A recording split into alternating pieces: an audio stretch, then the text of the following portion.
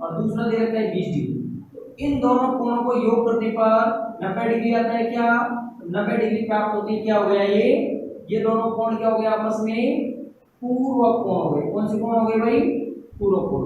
Second आपका आता है इसमें समपूरक कोण जिसे कहते हैं, समपूरक कोण। अब समपूरक कोण की डेफिनेशन क्या हो जाएगी? जिन दो कोणों का योग, दो कोणों का योग कितना होना चाहिए भाई? 180 डिग्री। कितना होना चाहिए? 180 डिग्री। उसे क्या कहेंगे? समपूरक कोण। पूरक कोण होता है जिन दो कोणों का योग कितना हो? 90 डिग्री, यानी कि एक समकोण के बराबर हो। इसको एक समकोण भी बोलते हैं भाई। एक समकोण, एक समकोण के बराबर हो उसको कहेंगे, क्या कहेंगे? पूर्व कोण। और दो समकोण के बराबर जिसका मान हो उसको क्या कहेंगे? समपूरक कोण। समझ में आ गई दो बातें? तो देखो इसका एग्जांपल जैसे आपने दिया हुआ है 160 डिग्री प्लस ये 30 डिग्री, सॉरी 20 डिग्री। तो यहाँ पे इन दोनों का मान कितना हो गया? 180 डिग्री। तो यानी ये क्या है? आपका समपूरक कोण है। समझ में आ गया भाई? तो पहले आपने पढ़ी है अभिलंब, वह बिंदु जो सरल रेखा के उस स्पर्श बिंदु के लंबवत स्थित हो। लंबवत मतलब जैसे ये वाला मेरा हाथ है तो ये पेन इसमें क्या हो गया? लंबवत हो गया। देखो इधर ये पेन क्या हो गया? इसमें लंबवत हो गया। ऐसे लंबवत की कंडीशन आती है, उसे अभिलंब कहते हैं। फिर आता है आपके पूर्व कोण, किसे कहते हैं? जिन दो कोणों का मान 90 होना चाहिए, यानी दो कोण आपस में जोड़ने पर कितना होना चाहिए? 90 होना चाहिए, तो उनको कहेंगे पूर्व कोण। समपूरक कोण किसे कहते हैं? यानी दो कोणों का मान कितना होना चाहिए? 180। या दो समकोण के, दो समकोण का मीन्स कितना होता है? एक समकोण का मीन्स 90, एक समकोण का मीन्स 90। 90 और 90 कितना होता है? 180। ठीक है भाई? अपन ने ये लिखा है 180 होना चाहिए दो समकोण का मान। आगे अपन इसमें करेंगे कि परिवृत्त क्या होता है। चौथा बिंदु आपके इसमें कि परिवृत्त क्या होता है। ठीक है भाई? फिर पढ़ेंगे अपन इसमें कि वृत्त के मुख्य बिंदु उसमें आपका स्पर्श रेखाएं, अभिलंब, जीवा, केंद्र, है ना, व्यास, ये सारी चीजें। अब आता है आपका सबसे पहले इसमें आता है फोर्थ पॉइंट आपका आता है अंतर्वृत्त।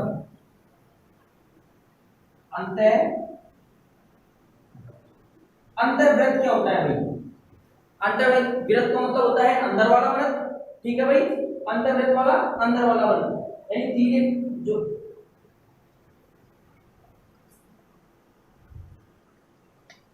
अंतर्वृत्त। अंतर्वृत्त मतलब क्या होता है? अंदर वाला वृत्त। अब अंतर्वृत्त के लिए क्या होता है कि जो तिर्यक रेखा के, तिर्यक रेखा आपने पिछली क्लास में पढ़ ली। तिर्यक रेखा किसे कहते हैं? कि तिर्यक रेखा के एक और स्थित हो, क्या हो भाई? एक और स्थित हो, उसे क्या कहेंगे? अंतर्वृत्त कहेंगे। क्या कहेंगे भाई? अंतर्वृत्त। जैसे तिर्यक रेखा, दो समांतर रेखाएं इस टाइप से जा रही है, इनको एक तिरछी लाइन काटनी है, इसको बोलते हैं तिर्यक रेखा। तिर्यक, ठीक है भाई? अंतर्वृत्त बोलते हैं कि तिर्यक रेखा के एक और जो वृत्त स्थित होंगे, एक और, यानी या तो इस तरफ या तो पॉजिटिव में या नेगेटिव दिशा में, जहां भी वृत्त होंगे उसको बोलेंगे तिर्यक। ठीक है भाई? नेक्स्ट आपका आता है परिवृत्त। अगला बिंदु आता है आपका परिवृत्त।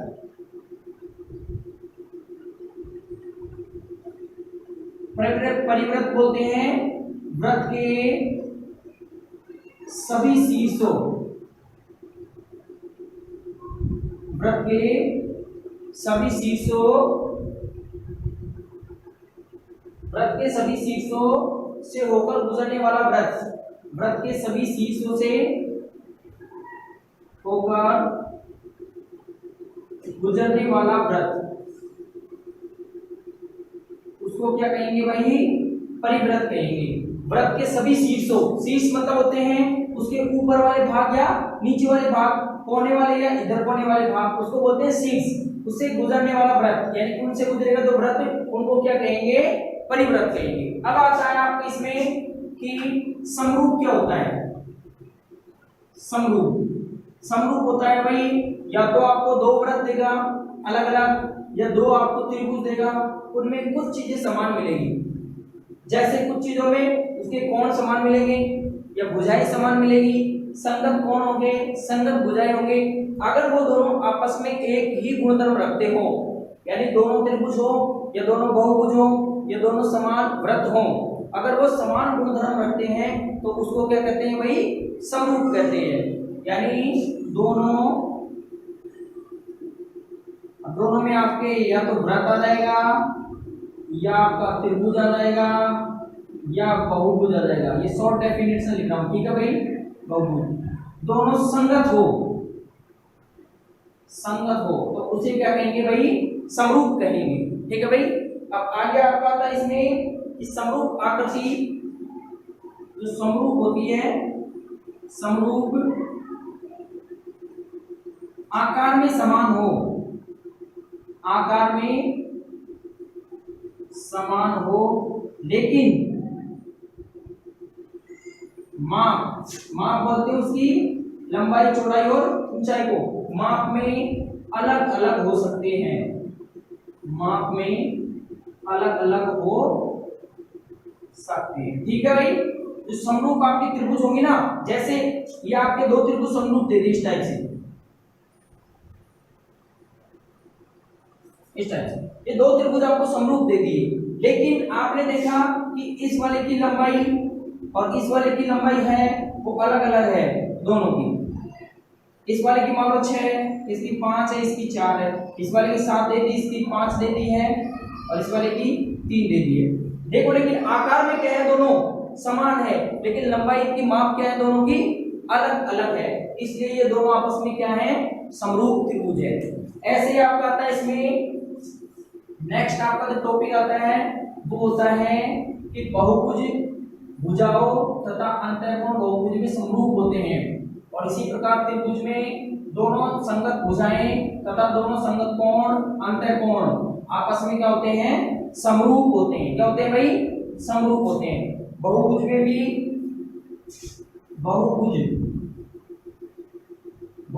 भी भुजा व अंतःकोण क्या होते हैं भाई, संगत होते हैं, और त्रिभुज में भी क्या होते हैं, संगत होते हैं, समरूप होते हैं।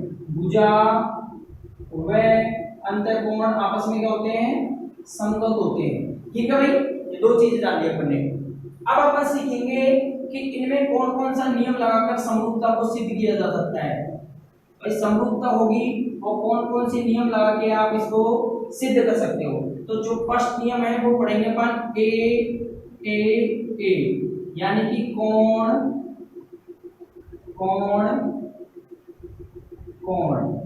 ये तीन आपका है एक ही उसमें, कोण नियम, ठीक है भाई।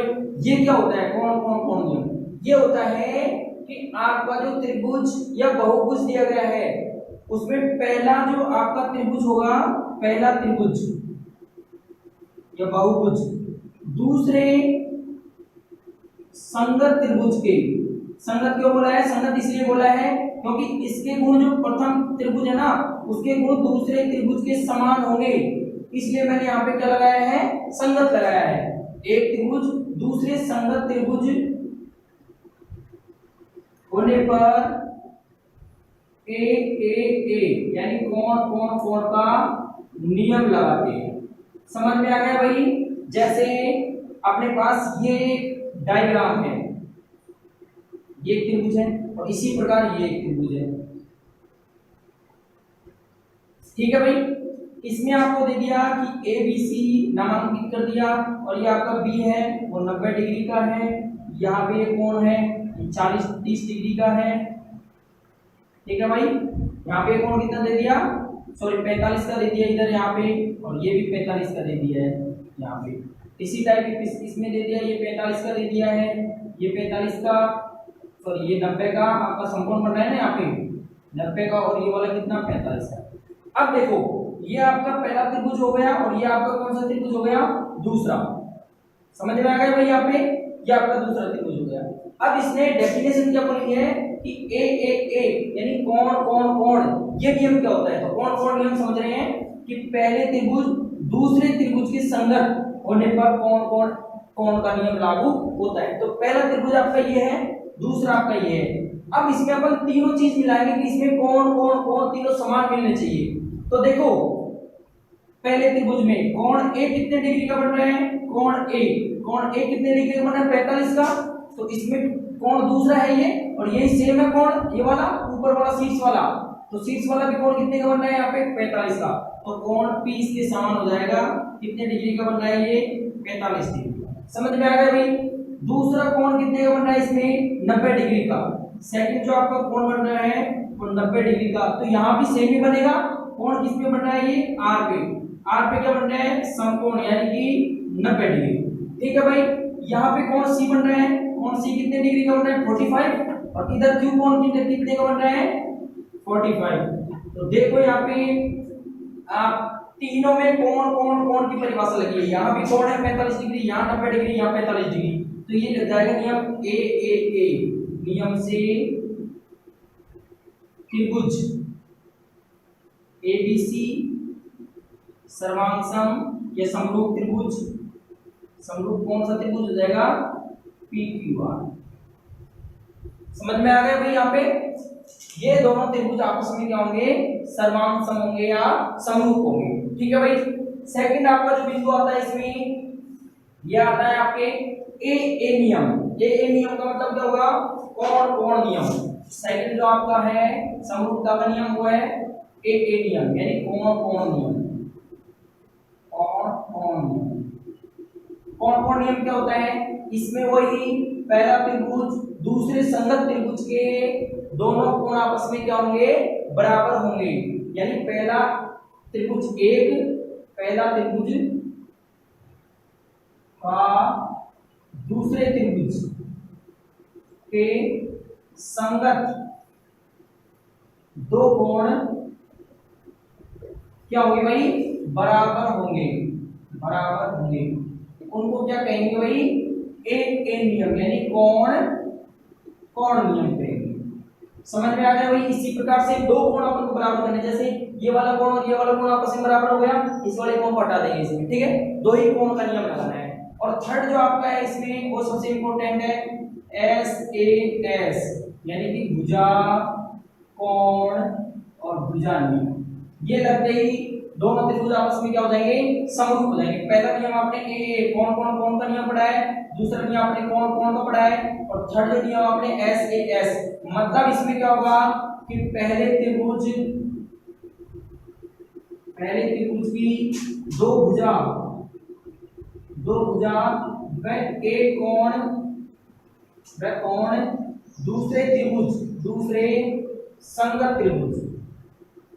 दूसरे संगत त्रिभुज की दो भुजा व कोण के समरूप होंगे। तो वहां पे फिर कौन सा नियम लगा देंगे, SAS, भुजा कोण भुजा का नियम लगा देंगे। ठीक है, जैसे इसमें अपन एप्लीकेबल करना चाहिए ये थर्ड नियम जो आपका ये डायग्राम बना हुआ है, इसमें अपन इस नियम को लागू करना चाहिए, भुजा कोण भुजा के नियम को। तो किस प्रकार लागू करेंगे, देखिए भाई। ये पहला त्रिभुज और ये आपका दूसरा त्रिभुज हो गया। ठीक है भाई। यहाँ पे देखो अपन मानते हैं कि ये सबसे बड़ी भुजा है, ये वाली भुजा, तो ये किसके समान होगी, इसके समान होगी, क्योंकि ये भी इसमें क्या है, सबसे बड़ी भुजा। अपन जानते हैं 90 डिग्री के जस्ट सामने वाली भुजा होती है वो क्या होती है, समकोण त्रिभुज की सबसे बड़ी भुजा होती है। तो ये इसकी सबसे बड़ी भुजा हो गई। तो यहाँ पे देखो AC बराबर किसके बराबर हो गई, PQ के बराबर। ये आपकी क्या हो गई, भुजा हो गई। ठीक है भाई। आपने देखा कि समकोण B पर बन रहा है, यहाँ पे B पे क्या बन रहा है, समकोण। तो इधर किस पे बन रहा है, R पे क्या बन रहा है आपका, 90 डिग्री का कोण बन रहा है। ठीक है भाई। सेकंड आपने देखा कि इसका आधार जो BC है वो QR के आधार के बराबर है, ये वाले आधार के बराबर, और ये वाली जो भुजा होगी लंब तो इस वाली के बराबर होगी। तो अपन यहाँ से ले लेते हैं कि BC जो भुजा होगी वो किसके बराबर होगी, QR के बराबर होगी। ये आपकी क्या होगी, भुजा। अब देखो नियम कौन सा लगा, भुजा को बोलते हैं S, कोण को बोलते हैं A, और भुजा को बोलते हैं S। तो SAS ये नियम से दोनों त्रिभुज क्या हो जाएंगे, आपस में समरूप हो जाएंगे। तो पहला त्रिभुज आपका क्या है, ABC, और दूसरा त्रिभुज आपका क्या है, PQR। ये दोनों आपस में क्या हो जाएंगे, समरूप हो जाएंगे। ठीक है भाई, ये इसमें आपकी डेफिनेशन हो गई। अब आपके आगे इसमें आता है कि एक आपका आता है इसमें कि समकोण अधिक कोण के लिए पाइथागोरस प्रमेय को यूज कैसे करेंगे इसमें, और न्यून कोण के लिए पाइथागोरस प्रमेय को कैसे यूज करेंगे। ठीक है भाई, अब अपन सबसे पहले पढ़ेंगे इसमें अधिक कोण के लिए, फिर उसके बाद पढ़ेंगे इसमें न्यून कोण के दोनों के लिए। तो पहले मैं पढ़ा रहा हूं अधिक कोण के लिए, अधिक कोण के लिए पाइथागोरस प्रमेय का यूज। ठीक है भाई, और सेकंड आपका न्यून कोण के लिए, न्यून कोण के लिए सबसे पहले इसमें क्या करेंगे, सबसे पहले एक समकोण त्रिभुज मानेंगे। अब आप जानते हो कि पाइथागोरस जो प्रमेय होती है वो केवल किस पे लागू होती है, समकोण त्रिभुज पर लागू होती है। तो ये मैंने समकोण त्रिभुज बना दिया है, नामांकित करते थे ए, ये बी, ये सी। ये जो भुजा बन रही है वो कितने डिग्री की बन रही है, 90 डिग्री का कोण बन रहा है। इसके जस्ट सामने वाली भुजा क्या होती है, इसका कर्ण होती है, और जो नीचे वाली भुजा होती है उसको क्या बोलते हैं, आधार बोलते हैं। ठीक है, ए, और ये वाली भुजा को क्या बोलेंगे अपन, लंब बोलेंगे। ठीक है, अब मैं यहां से इसके ऊपर एक लंब डालता हूं, ऐसे ये डाल दिया मैंने लंब, यहाँ पे मैं डाल देता हूं डी, डी लिख देता हूं यहाँ पे। जो मैंने लंब डाला है ये त्रिभुज दो हिस्सों में बट गया है। कितने हिस्सों में बन गया भाई, दो हिस्सों में। तो यहां से अगर अपन इसका आधार निकालना चाहिए, इसका आधार कैसे निकलेगा, या कर्ण कैसे निकलेगा, लंब कैसे निकलेगा, अधिक कोण के लिए एप्लीकेबल करना चाहिए। तो अधिक कोण के लिए देखो क्या लिखेंगे इसको, ये जो AD होगी, ये जो AD भुजा है वो किसके लंब है, BC भुजा के। तो मैं BC के लंब लिख देता हूं, ये इसका मतलब होता है लंबवत। ये जो मैंने अभी आपके परपेंडिकुलर का साइन लगाया है, इसका मतलब होता है क्या होता है भाई, लंबवत। यानी जो AD भुजा है वो BC भुजा की क्या है, लंबवत है। देखो भाई, ये जो AD भुजा होगी वो किस भुजा के लंबवत है, परपेंडिकुलर BC। ठीक है, अब यहाँ पे अगर अधिक कोण का सूत्र लिखना चाहिए तो अपन अधिक कोण का कैसे लिखेंगे, अपन वहां पे क्या लिखते थे, कर्ण स्क्वायर बराबर आधार स्क्वायर प्लस लंब स्क्वायर। पाइथागोरस में यही तो लिखते थे, कर्ण स्क्वायर में सबसे बड़ी भुजा की स्क्वायर उसके दोनों छोटी भुजाओं के स्क्वायर के योग के बराबर होता है। ये अपन पाइथागोरस में पढ़ते थे। लेकिन यहाँ पे क्या पढ़ेंगे, जो AC आपकी सबसे बड़ी भुजा होगी इसका होल स्क्वायर, जो AC का होल स्क्वायर AB यानी लंब का स्क्वायर प्लस ये आपकी कौन सी हो जाएगी, कौन सी हो जाएगी भाई, ये BC यानी आधार का स्क्वायर प्लस, प्लस क्यों लगाया है मैंने, क्योंकि अभी ये कितने भागों में बटा हुआ है, दो भागों में और बटा हुआ है। कितने भागों में, दो भागों में। तो इसको किससे गुणा कर दे, दो से गुणा कर दे BD को। ये जो भुजा है इसको किससे गुणा कर दे, दो से गुणा कर देते हैं अपन BD को। ये सॉरी योग कर दिया, मतलब दो से, ये दोनों भुजा है ना, इनको दो से गुणा करना है, योग करना है आपको। और लास्ट में आपका जो बचेगा वो क्या बचेगा, अभी C आएगा, C, क्योंकि पूरी भुजा लेंगे ना, ये वाली पूरी भुजा है, यहाँ पे पूरी भुजा, इसलिए अपन इसको दो से गुणा किया है। ठीक है ना भाई, और बाकी आपका क्या बचा हुआ है, इनटू BD, ये आपकी छोटी भुजा बचेगी। क्यों लिखा है अपने BD को मल्टीप्लाई में, क्योंकि अगर आपने ये भुजा हटा देंगे तो आपके पास ये पूरी भुजा का मान निकल कर आ जाएगा। तो आपके पास ये इसका फॉर्मूला हो गया, जो अधिक कोण में अपन पाइथागोरस प्रमेय लगाएंगे वो इसका फॉर्मूला हो गया है। ठीक है, सेम इसी प्रकार सेम एज कैसे करेंगे, सेम एज में बस इसका फॉर्मूला चेंज हो जाएगा थोड़ा सा। AC स्क्वायर यानी कि सबसे बड़ी भुजा का स्क्वायर बराबर यही आपका पहले लंब का स्क्वायर, लंब क्या है आपका AB का स्क्वायर प्लस आपका आधार क्या है BC का स्क्वायर माइनस, इसमें माइनस हो जाएगा क्योंकि अपन न्यून कोण ले रहे हैं। न्यून कोण मतलब क्या होता है, जो 90 डिग्री से छोटा कोण हो, तो उसके लिए अपन माइनस कर देंगे गुना BC इनटू क्या हो जाएगा आपका BD। केवल आपका साइन का परिवर्तन है, चिन्ह का परिवर्तन है, केवल प्लस की जगह क्या हुआ है माइनस, और माइनस की जगह क्या हुआ है आपका प्लस हुआ है। तो ये आपके दो हो गए, एक तो अधिकतम कोण के लिए, अधिक कोण के लिए जो 90 डिग्री से अधिक हो, और एक इसके लिए न्यून कोण के लिए। तो ये आपकी दो चीजें समझ में आएंगी। अब अपन इसमें पढ़ेंगे एक तो प्रतिच्छेदी रेखा, कि प्रतिच्छेदी रेखा क्या होती है। एक आता है आपकी इसमें स्पर्श रेखा, एक आता है आपकी इसमें छेदन रेखा। ठीक है, ये पढ़ेंगे अपन की ये चीजें क्या होती है। तो सबसे पहले डालेंगे अप्रतिच्छेदी रेखा, जो फर्स्ट है आपका वो है अप्रतिच्छेदी रेखा। ये क्या होती है, देखो भाई एफ प्रतिच्छेदी रेखा जो छेद करके न निकले, एफ प्रतिच्छेदी का मतलब है जो छेद करके न निकले। तो जैसे मैं ये बना देता हूं एक सर्कल, ये आपका क्या हो गया, त्रिज्या इसकी, और ये आपका केंद्र हो गया। तो एफ प्रतिच्छेदी रेखा का मतलब ये छेद करके नहीं निकले, ये हो गई एफ प्रतिच्छेदी रेखा। ये जो ए बी रेखा है वो वृत्त को किसी भी बिंदु पर या संगत वृत्त पर ये आपस में स्पर्श नहीं कर रही है और नहीं क्या कर रही है, छेद कर रही है, तो इसको क्या बोलेंगे, एफ प्रतिच्छेदी रेखा। सेकंड आपका आता है इसमें कि छेदक रेखा कौन सी होती है, इसको छेदन भी बोलते हैं और छेदक रेखा बोलते हैं। छेदन रेखा, छेदन रेखा क्या होती है, यानी ऐसी रेखा जो वृत्त को किन्हीं दो भागों पर क्या करे, छेद करके निकले, ठीक है ना, उसको क्या कहेंगे, छेदन रेखा। जैसे ये एक रेखा हो गई, ये इसका लंब हो गया, ये यहाँ पे छेद करके निकल रही है, देखो ये ए बिंदु पर, ये बी बिंदु पर इसको क्या करके निकल रही है, छेद करके निकल रही है। ऐसी रेखा जो वृत्त को किन्हीं दो बिंदु ए तथा बी पर छेद करके निकलती है, उस रेखा को क्या बोलते हैं, छेदन रेखा बोलते हैं। थर्ड आपका जो आता है वो आता है आपका स्पर्श रेखा। स्पर्श रेखा, स्पर्श का मतलब क्या होता है कि उसको केवल क्या करके, टच करके निकले, किसको, सर्कल को यानी वृत्त को। तो इसमें यहाँ पे क्या लिखेंगे कि वृत्त की वह रेखा जो वृत्त को किन्हीं दो बिंदुओं पर स्पर्श करके निकले। स्पर्श मतलब उसको हल्का सा टच करके निकलना चाहिए, बस, ना ही छेदन होनी चाहिए और ना ही उससे अप्रतिच्छेदी होनी चाहिए, ठीक है ना। तो ये कहाँ स्पर्श करें, देखो एक बिंदु यहाँ पे और एक बिंदु यहाँ पे, तो ये ए और दो बी बिंदु है, यहाँ पे वृत्त की रेखा इसको क्या कर रही है, स्पर्श कर रही है, ठीक है भाई। ये वृत्त की रेखा यहाँ पे इसको क्या कर रही है, स्पर्श कर रही है। अब आप क्या आता है इसमें कि जो छेदन रेखा है, एक वृत्त की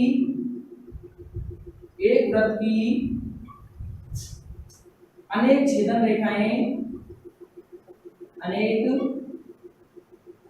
छेदन रेखाएं वृत्त को, अनेक छेदन रेखाएं वृत्त को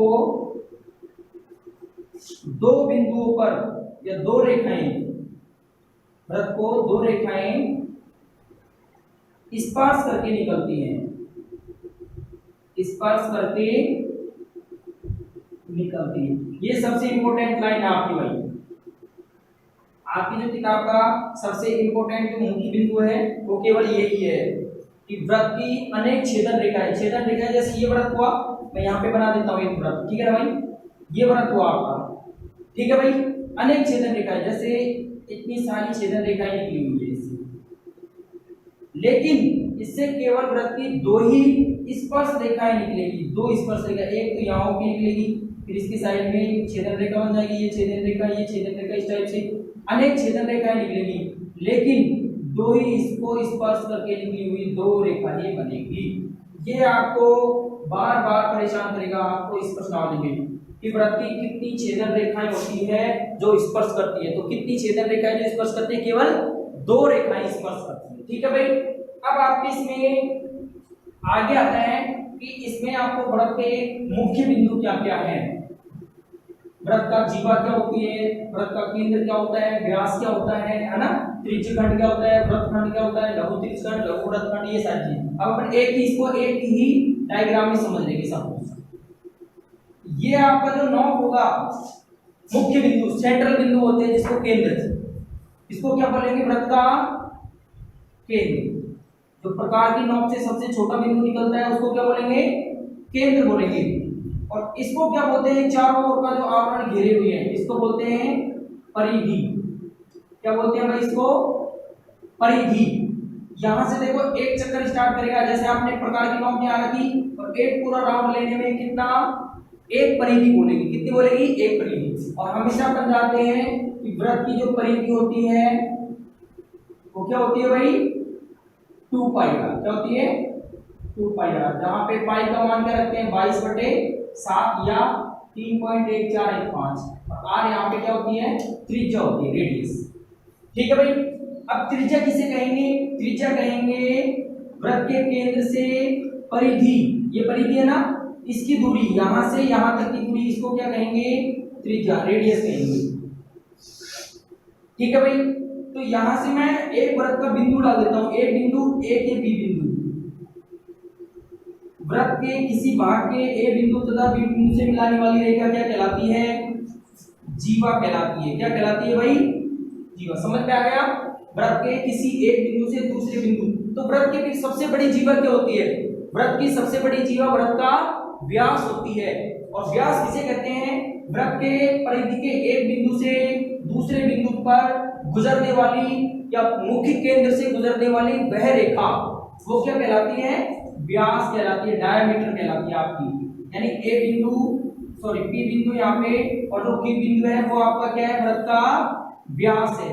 वृत्त का व्यास की डेफिनेशन क्या होती है कि वृत्त के परिधि से एक बिंदु से दूसरे बिंदु से गुजरने वाली जो वृत्त के केंद्र से होकर गुजरे वह रेखा वृत्त का व्यास कहलाती है। और वृत्त की जीवा, वृत्त की सबसे बड़ी जीवा वृत्त का व्यास होती है। ठीक है भाई, अब अपने जीवा पढ़ लिया। अब ये वाला जो भाग बना है, ये वाला, इसको बोलेंगे लघु वृत्तखंड, लघु वृत्तखंड। और जो ये पूरा भाग बचा हुआ है यहां से यहां तक का, इसको बोलेंगे, क्या बोलेंगे भाई, दीर्घ वृत्तखंड,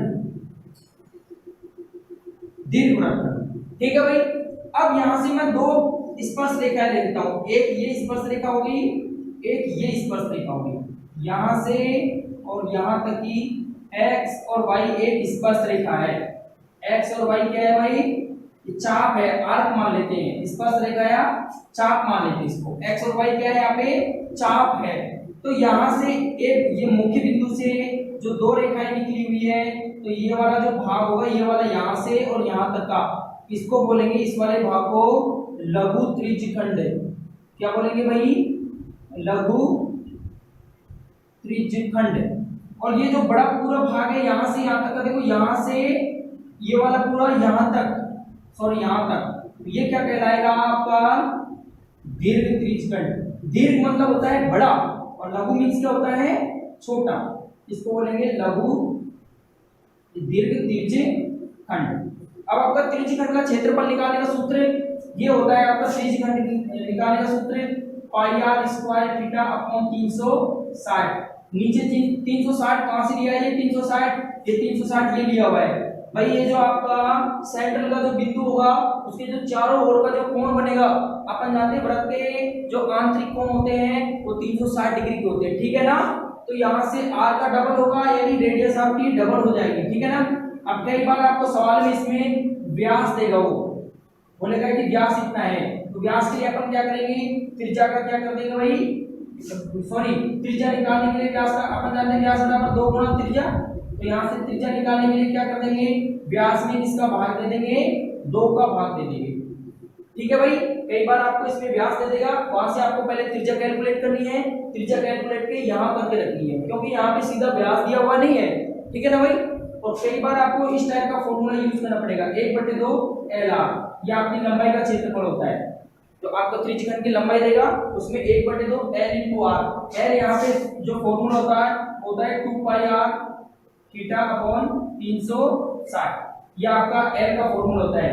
जो त्रिज्यखंड की लंबाई होगी उसका फॉर्मूला क्या होगा, 2 पाई r थीटा अपॉन 360। ये वही फॉर्मूला बनता है, देखो इसी टाइप का, ये 2 पाई LR है ना, ये इसकी क्या है, क्षेत्रफल है, ये भी क्षेत्रफल निकालने का। लेकिन कई बार आपको L का मान दे देगा सवाल में, अगर मान लो आपको L का मान नहीं देता है तो आप पहले L का मान यहाँ से निकालेंगे और क्षेत्रफल का ये लगा देंगे। देखो यहाँ पे ये सेम फॉर्मूला है, 1/2 इंटू L की जगह देखो L का मान ये है ना 2 पाई r थीटा बटे 360 डिग्री, तो L की जगह पर L का मान रख दें 2 पाई r थीटा अपॉन 360 डिग्री। ठीक है भाई, 2 से 2 कट गया और इंटू अभी क्या बचा हुआ है, r बचा हुआ है, तो r बचा है तो लिख दो, देखो पाई r थीटा, r ये r स्क्वायर नहीं है, r है यहाँ पे, r बचा हुआ है ना, तो ये r से मल्टीप्लाई होगा तो क्या होगा, पाई r स्क्वायर थीटा बटे 360। और यही आपके पहले फॉर्मूला लिखवाया था मैंने, क्षेत्रफल का यही होगा। लेकिन इसका यूज कैसे कर सकते हैं, अगर आपको केवल L का मान निकालना है तो ये फॉर्मूला यूज करना है, अगर आपको क्षेत्रफल में L दिया हुआ है तो ये फॉर्मूला यूज करना है, अगर आपको L नहीं दिया हुआ है और न ही आपको लंबाई दी हुई है, ठीक है ना, तो आप इसका फॉर्मूला यूज करेंगे। अगर आपको व्यास दे रखा है तो इस प्रकार निकालेंगे। अब आपका ये चैप्टर हुआ यहाँ पे फिनिश। जो आपका व्रत और व्रत की स्पर्श रेखाएं थी इसमें आपने फुल डिटेल से जान चुके हैं हर चीज को।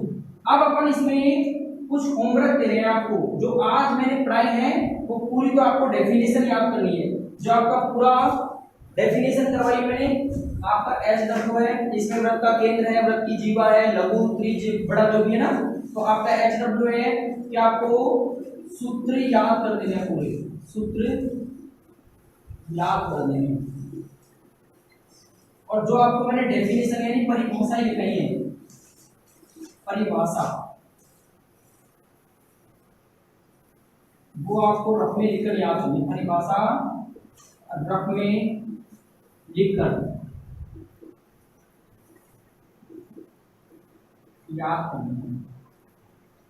और इसके बाद आपका थर्ड काम रहेगा कि ये जो टॉपिक है ना, व्रत और व्रत की स्पर्श रेखाएं, व्रत व व्रत की स्पर्श रेखाएं, आपकी बुक में से आपको सवाल निकालने हैं, इसकी बुक में से आपको क्वेश्चन सॉल्यूशन करना है। जो क्वेश्चन नहीं आता है वो आपको नेक्स्ट क्लास में समझा दिया जाएगा। ठीक है भाई, आज की क्लास आपका यही फिनिश, अगली क्लास में देखिएगा मन। ठीक है भाई।